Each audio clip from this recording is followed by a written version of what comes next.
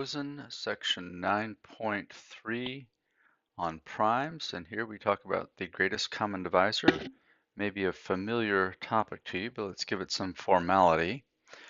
If we have two integers a and b non-zero, the largest integer d that divides a and b is called the greatest common divisor of a and b, and we denote it with the symbol GCD of A and B.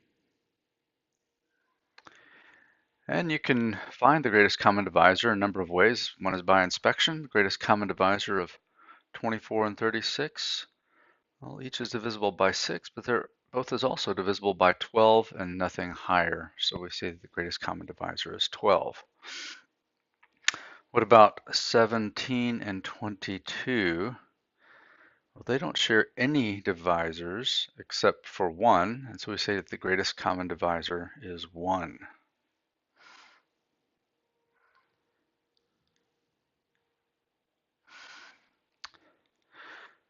We have a definition. We say that A and B are relatively prime if their greatest common divisor is 1. We had an example on the previous page, 17 and 22. Note that while 17 is prime, 22 is not prime. And so numbers don't have to be prime to be relatively prime. Another definition, if I have a sequence of integers a1 through an, we say that they are pairwise relatively prime if every pair of them has greatest common divisor of 1. So are these three integers pairwise relatively prime? Well, if we take their GCD of all three of them, we see that they indeed are pairwise relatively prime. And then how about these three integers, 10, 19, and 24? 10's pairwise relatively prime to 19, 19 pairwise is relatively prime to 24, but 10 and 24 have a common factor of 2, and so as a sequence they are not pairwise relatively prime.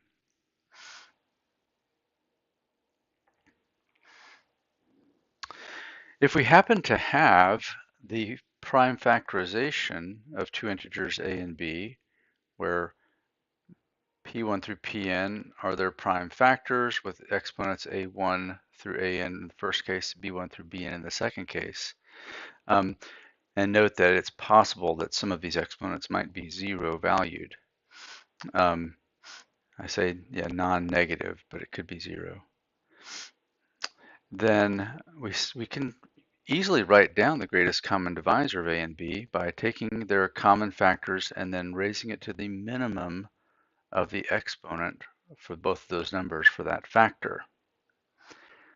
And since the integer on the right can divide either both A and B, and no larger one can, that is the greatest common divisor.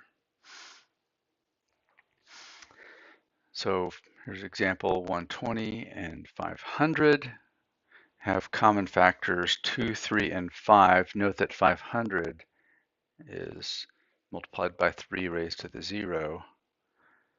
Then we can write down the greatest common divisor as each of those factors raised to the minimum exponent to get 2 squared times 3 to the 0 times 5 to the first power is 20.